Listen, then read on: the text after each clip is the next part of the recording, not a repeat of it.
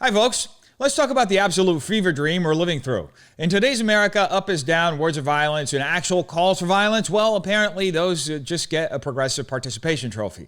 We're told to fear mean tweets while the activist class yells, "We will kill them," at a political rally like it's open mic night for domestic terrorists. And no, this wasn't some fringe cult in a basement. It was an indivisible event. The same crew that claims to stand for justice and democracy and is funded by George Soros. Funny how quickly those ideals vanish when the target isn't wearing a blue tie. So buckle up. We're diving into the modern left's greatest hits: projection, hypocrisy, and unhinged rage, all wrapped in a rainbow flag and stamped with a virtue signal. The people united. We cannot be divided. Because when they try to divide us, what happens? We kill them. Well, no. This is what happens. What we're seeing now. This is what happens. It always starts the same way, doesn't it? The people united, a chant so worn out, it's practically the national anthem of progressive groupthink. But then, bam, without missing a beat, someone in the crowd drops, "We will kill them," like they're ordering from a menu of acceptable political outcomes. And what's the response from leadership? Crickets. Not a gasp, not a rebuke, not even a, "Hey, maybe don't say that out loud." Just a chuckle, and moving right along. Let's be clear, this wasn't a lone nutcase whispering something edgy in the back. This was a public event organized by Indivisible Greater Grand Rapids, a group that, like most of its kind, wraps itself in words like equity, justice, and unity, but only applies those principles if you're part of their ideological clique. They scream about threats to democracy while openly fantasizing about violence against people they disagree with. That's not activism. That's soft-launching terrorism. What we're witnessing is a natural outcome of a years-long project: the systematic dehumanization of Republicans and anyone who dares to step out of line with the Democrat Party. The left, aided by a compliant media and cowardly institutions, has normalized the idea that if you're on the wrong side, quote unquote, you're not just mistaken, you're evil, subhuman, a threat. So when someone firebombs a Tesla dealership, it's righteous anger. When a sitting president is shot twice, the coverage disappears faster than Hunter Biden's laptop. We're told to fear right-wing extremism while the real domestic powder keg is being lit by the very people who preach tolerance from behind bullhorns and TikTok filters. So let's break down their rhetorical playbook. First, the appeal to unity, but only on their terms. The people united is a classic tactic. Redefine the people to exclude half the country, then act like you're the moral majority. Then there's the vagueness of, this is what happens. What happens? Who's responsible? The speaker doesn't say, and that's by design. It's the illusion of profundity, fuzzy language masquerading as insight. They let the crowd fill in the blanks with their own worst impulses. And that's exactly how you end up with chants of "we will kill them" being normalized. Because once your political enemies have been stripped of humanity, any action, even the most grotesque, is reframed as resistance. We've seen this before in history books, in regimes that thought gulags were a necessary inconvenience on the path to utopia. Now think if a conservative rally had a single attendee yell that phrase. Every legacy outlet from CNN to HuffPost would run week-long specials on the rising fascism on the right, but when the mob leans left, the moral panic switch gets turned off.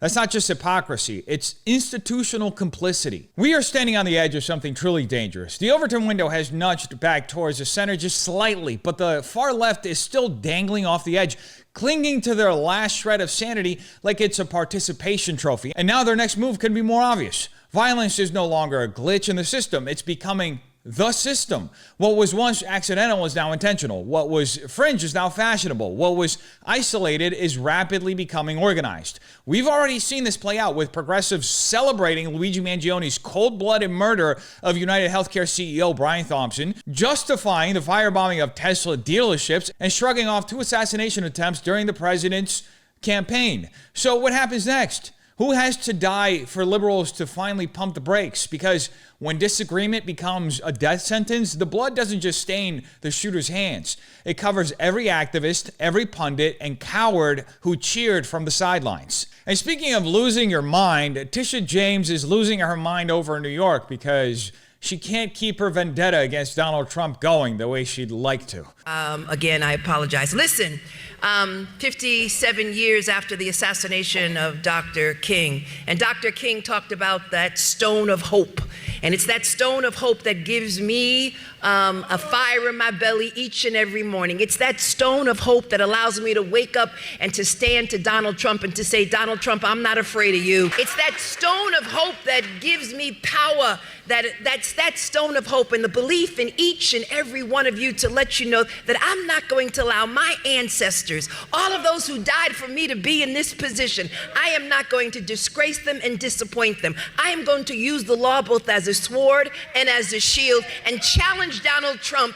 And each and every time he issues an illegal executive order, I am going to stand up to him because he represents to me sincere ignorance and conscientious stupidity.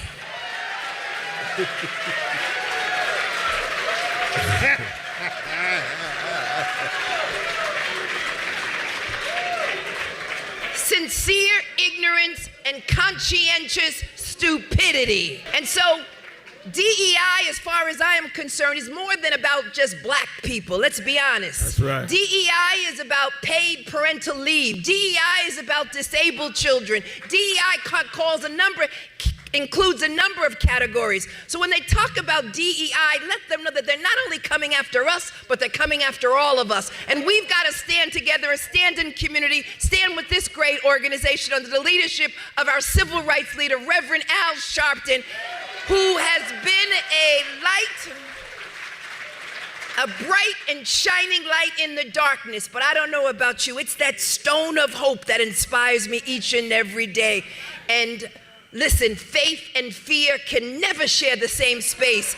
And so I'm covered by the blood, and I'm not afraid of Donald Trump. You can come after me, but no enemy, nothing formed against me will perish.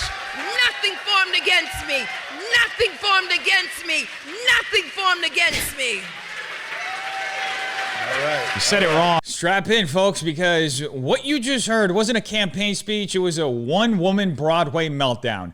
Letitia James, New York's Attorney General and self-appointed martyr-in-chief, delivered an unhinged sermon, dressed up as legal commentary. And somewhere between quoting Dr. King, invoking the blood of Christ, and declaring war on executive orders she doesn't even have jurisdiction over, she managed to remind all of us why the justice system should not be weaponized by ideologues with persecution complexes. Let's start with a rhetorical smokescreen. James invokes Dr. King, not to reflect on his principles, but to wrap herself in his legacy like a moral invisibility cloak. She uses the stone of hope line, but what she's doing is the exact opposite of what King stood for. Dr. King spoke of unity, forgiveness, and judging people by character, not grandstanding for applause while promising to use the law as a sword against political enemies. This isn't civil rights advocacy, it's political cosplay with legal power. Then comes the melodramatic, I'm not afraid of Donald Trump moment, which plays less like courage and more like a desperate call for validation. Let's get one thing straight. Tisha James campaigned specifically on a promise to get Trump.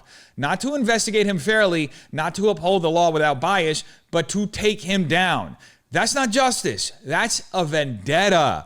And when you pre-declare your target before reviewing the evidence, what you're running isn't a prosecution. It's a show trial with better lighting. Now let's talk about logic, or lack thereof. Her speech leaps from Trump to DEI to parental leave to disabled children to Reverend to Al Sharpton like she's doing political Mad Libs on stage. There's no coherent argument, just emotional bait strung together by applause breaks and righteous indignation. It's all pathos, no logos, and it's deliberate. She's not trying to persuade you. She's trying to inflame you, bypassing reason in favor of pure reaction. And speaking of DEI, her defense of it isn't even a defense, it's a pivot. She claims critics of DEI are coming for all of us, a lazy collectivist guilt trip designed to shut down any nuanced critique. Never mind that most DEI programs have become bloated bureaucracies that fail to serve anyone meaningfully. To her, questioning them is tantamount to attacking civil rights. That's a classic false dilemma. Either you support DEI in its current form, or you're against equality altogether. No room for reform, no room for balance, just blind allegiance, or you're a bigot. Then she rolls out Reverend Al Sharpton as her moral North Star. You mean the guy who incited racial tensions during the Tawana Brawley hoax and hasn't apologized since? That bright and shining light? Give us a break. This isn't leadership.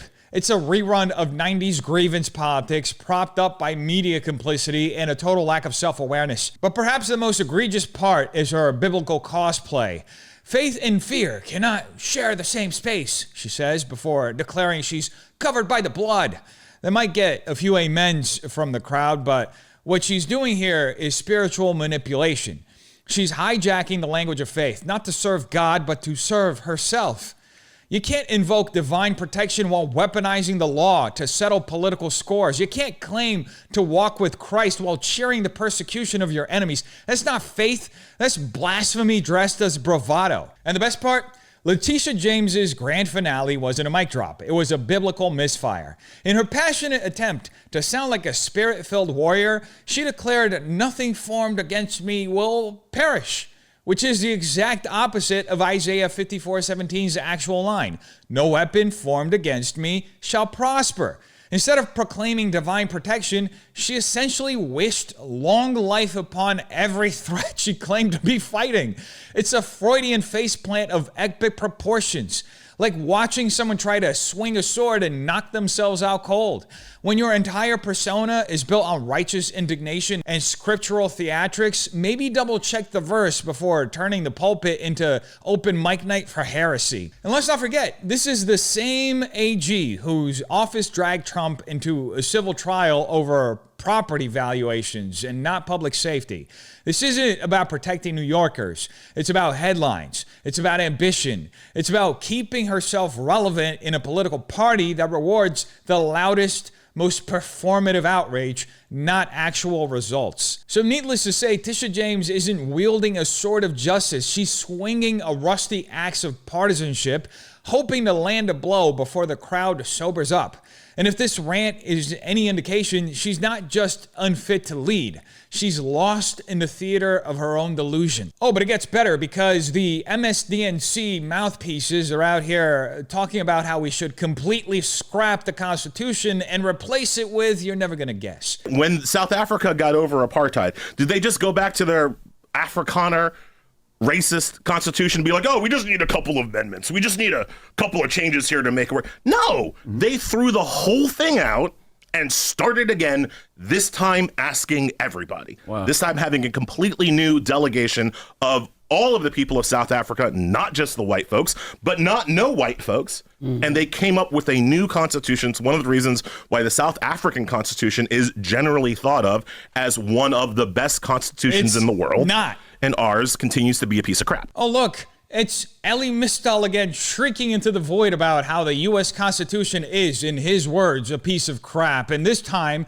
he's doing it on The Breakfast Club, where radical chic goes to cosplay as political analysis. According to Mystal, we should follow South Africa's lead and throw out our Constitution entirely, like it's a spoiled carton of milk. His argument: South Africa got rid of its old apartheid-era constitution and replaced it with a shiny new one after asking everybody what they thought. Sounds lovely, right? Until you realize this take is as historically illiterate as it is rhetorically manipulative. First off, let's address the laughable premise that the South African Constitution is some gold standard of governance.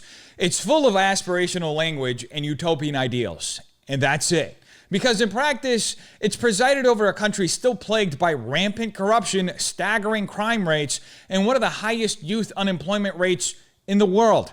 Mystal conveniently ignores the fact that a pretty document means nothing if people running the government can't or won't uphold it. A constitution isn't judged by how poetic it sounds in a TED Talk. It's judged by its durability, its protections for individual rights, and its ability to constrain government overreach.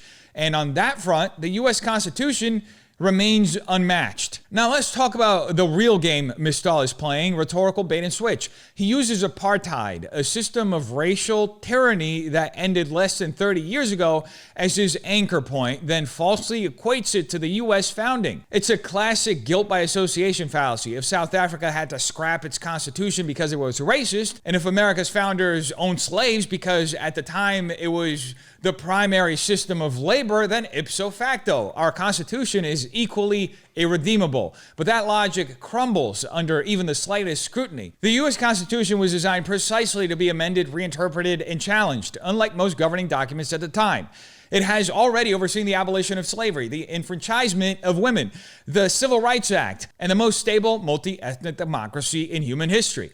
You don't torch a house that stood for 250 years just because you don't like the paint color. That's unequivocally dumb and short-sighted. And the way Mistol frames, we just need a couple of amendments, is pure straw man. No serious constitutional scholar is suggesting the Constitution is perfect as is. The beauty of the document is its framework, its ability to adapt without collapsing. But that's not enough for radicals like Mistol, who speaks like an anarchist, because what they really want isn't a better Constitution, it's total control over the rewrite. They want to scrap the founders, not because they failed, but because their principles, limited government, checks and balances, individual liberty, stand in the way of the centralized power progressives like Mistol dream of. And let's not overlook the irony. Mistol's busy melting down over the First Amendment. It's the very amendment that gives him the freedom to go on air on the Breakfast Club and call the entire system trash. In South Africa, you can be jailed for hate speech, which includes political commentary the ruling class deems offensive. That's Mistol's model of freedom? Interesting. The reality is the U.S. Constitution stands as one of the greatest governmental documents in the history of mankind because it was built on a foundation of timeless truths. Rooted in Christian morality, natural law, and the belief that individual rights are endowed by a creator, not granted by government. Its brilliance lies not in micromanaging every detail of its citizens' lives, but in establishing a moral and legal framework that limits tyranny, separates powers, and protects the freedoms of even those who despise it. It's the reason America, unlike so many other nations, has endured for over 2 centuries while allowing people like Elie Mystal to publicly bash the very system that shields them from any consequences that literally every other government in the world would make him face for saying the stuff he's facing. The irony, of course, is that the Constitution he condemns is precisely what gives him the right to do so without fear of imprisonment or censorship. In a lesser country with a lesser constitution, he wouldn't have a platform, he'd be in a prison cell. And Mistol's premise truly crumbles when you realize that the very South African Constitution he idolizes was in part inspired by the U.S. Constitution he so viciously condemns. South Africa's post-apartheid framers studied constitutional models from around the world, including America's, to build their own framework. Core principles like separation of powers, judicial review, and constitutional supremacy were borrowed directly from the United States. The difference is South Africa layered in a laundry list of social guarantees, housing, healthcare, education, that sound noble but have proven difficult to deliver, as evidenced by the country's chronic corruption, economic instability, and rampant inequality. In contrast, America's Constitution prioritized liberty through limitation, rooted in Christian morality and the recognition that rights come from God, not the government. That framework didn't just inspire nations. It built one where even critics like Mistol enjoy the freedom to bash the system without fear of repression, thanks to the very document he wants to toss out. At the end of the day, Elie Mystal isn't offering reform. He's offering revolution, one that replaces durable institutions with fashionable theory and time-tested law with progressive fan fiction. His critique is less about fixing flaws and more about burning the whole system to the ground because it doesn't bend to his worldview. And if the Constitution's biggest sin is that it protects us from that kind of lunacy, then maybe it's doing exactly what it was designed to do. And speaking of meltdowns, next up we have Bill Burr. He can't stop melting down for some reason. But like for conservative people to act like they're not the biggest fucking babies also is fucking hilarious. Have you seen this fucking My People, Whitey? We're all fucking upset. There's enough of us to get it going, trending anyway. We're upset about the new Cinderella movie. The actress playing Cinderella isn't white. There's no prince. They changed the story. What am I gonna tell my kids? The shit that my people get upset about. What am I gonna tell my kids? Well, fucking talk around it the way you do we talk around the real history of this country. I think you can do that you can talk around fucking genocide and slavery. I think you can talk around a stupid fucking movie about some broad who didn't exist. You can't do that? Go take him to go see fucking Pinocchio. I don't like Pinocchio because that fucking wooden puppet transitions into a real boy. First of all, I don't like trans people, and God only makes real boys, not some immigrant named Geppetto. What am I supposed to tell my kids? Literally nobody's saying that. Bill Burr's latest meltdown on his podcast is what happens when performative edge meets lazy ignorance. Here we have a multi-millionaire white guy pretending to be above it all by mocking everyday Americans who dare to care about cultural erasure, while ironically losing his mind over their reaction. The irony writes itself. Burr, of course, refers to the Snow White remake as Cinderella, and the fact that he can't even get the name of the movie right tells you everything you need to know about how seriously he's engaging with the issue. This wasn't a critique, it was a sloppy, self-indulgent meltdown dressed up as comedy, full of straw men, cheap sarcasm, and zero substance. Let's start with the obvious. Bill is projecting all over the place. He paints conservatives and critics of the new Snow White remake as the biggest crybabies for caring that a classic fairy tale is being gutted and rewritten into a progressive sermon with no prince, no dwarves, and no trace of the original narrative. Then he accuses them of overreacting, all while going on a several-minute tirade filled with forced cackling and juvenile impersonations. This is textbook gaslighting. Belittle people's concerns, mock them for caring, and then throw a fit that somehow makes you the reasonable one. It's the same tired formula elites use every time they want to shut down criticism without actually addressing it. Then comes the grotesque moral relativism. He says, you can talk around genocide and slavery, so talk around a dumb movie. Translation, since bad things happened in history, you're not allowed to be upset when your culture is being actively rewritten in front of your own eyes. That's a false equivalence so idiotic it barely deserves airtime. Caring about radicalized historical trauma doesn't preclude caring about the deliberate ideological rewriting of beloved children's stories. These aren't mutually exclusive. And no, Bill, people don't talk around slavery. They've just grown tired of being emotionally blackmailed with it every time they express a dissenting opinion. And of course, no modern meltdown would be complete without a desperate grab at the trans debate. Burr slides in some painfully forced sarcasm about Pinocchio transitioning into a real boy and pretending that people are upset over a puppet gender identity. She slips in there a southern accent to paint people from the South as uneducated, as though just because you live in a certain region of the country, you lack cognitive ability. This is a weak man's satire, lumping every cultural critique into a straw man caricature so he can dunk on it without doing the work of understanding it. No one is boycotting Pinocchio because Geppetto is an immigrant or because puppets aren't biologically assigned genders. But this is Burr's go-to tactic. Take the dumbest possible version of an argument, exaggerate it beyond belief, then act like he's outsmarted the entire country.